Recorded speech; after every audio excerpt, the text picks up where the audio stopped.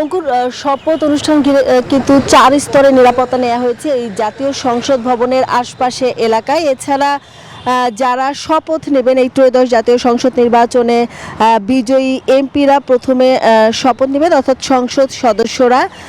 সেটিও সকাল 10টায় অনুষ্ঠিত হওয়ার কথা রয়েছে এবং এরই মধ্যে কিন্তু কিছু কিছু অনেকেই এই আশপাশে আসতে শুরু করেছেন অনেকেই, এবং বিকাল 4টায় শপথ নেবেন প্রধানমন্ত্রী এবং মন্ত্রী পরিষদের যে সদস্য যারা আছেন তারা।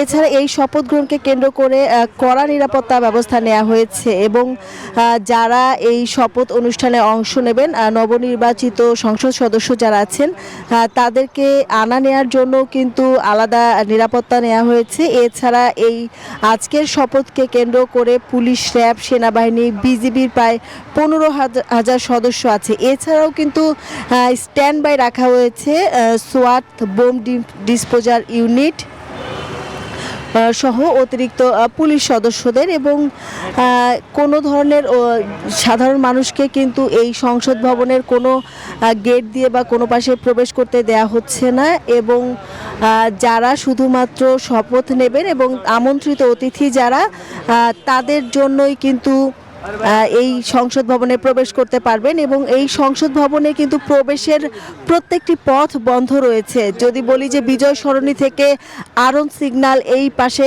সব ধরনের যান চলাচল বন্ধ রয়েছে এবং আজকে যে যান চলাচল সীমিত থাকবে এই বিষয়ে কিন্তু মহানগর গোয়েন্দা পুলিশ অর্থাৎ ডিএমপি থেকে গতকালকে নির্দেশনা দেওয়া হয়েছিল এবং গোয়েন্দা পুলিশও কিন্তু অতিরিক্ত নজরদারির যে ব্যবস্থা সেটিও নিয়েছে।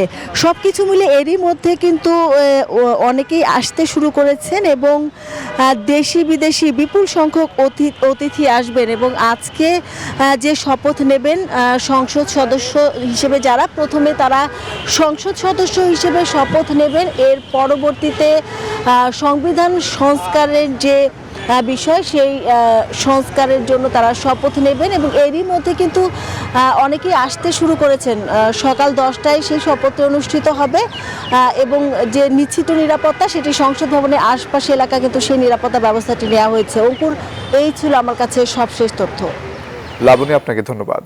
পদ্মা সেতু, মেট্রো রেল এবং এলিভেটেড এক্সপ্রেসওয়ে নির্মাণের গর্বিত অংশীদার বসুন্ধরা সিমেন্ট।